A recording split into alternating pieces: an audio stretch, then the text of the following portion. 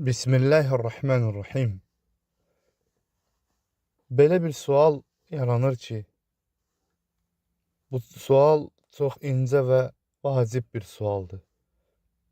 Sual belədir ki, tövbə edən adama necə inanaq ki, o həqiqətən sidq qəlbdən tövbə edib, yoxsa yox, o əməli bir də etməyəcək?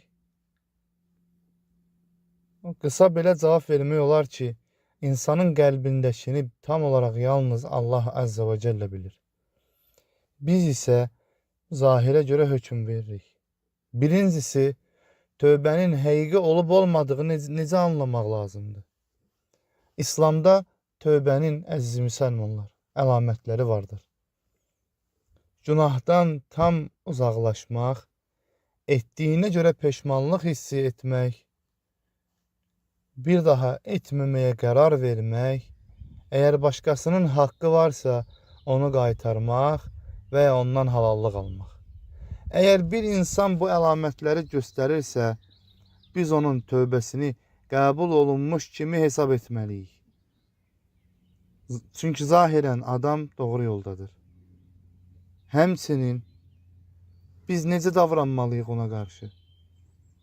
Keçmiş günahlarına görə adamı qınamamalı, onu daim iddam etməməliyik. Əgər zahirən düzəlirsə, ona etibar etməyə çalışmalıyıq. Amma eyni zamanda ağıllı və ehtiyatlı olmaq da olar.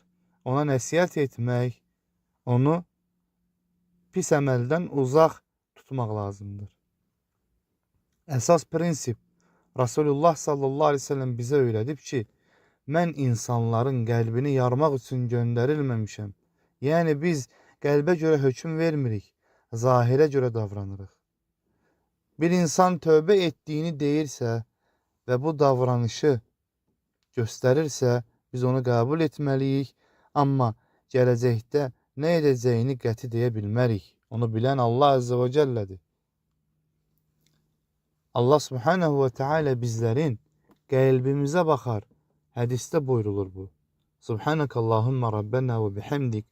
Eşhedü en la ilahe illa ent. Nestağfiruke ve netubu ileyk.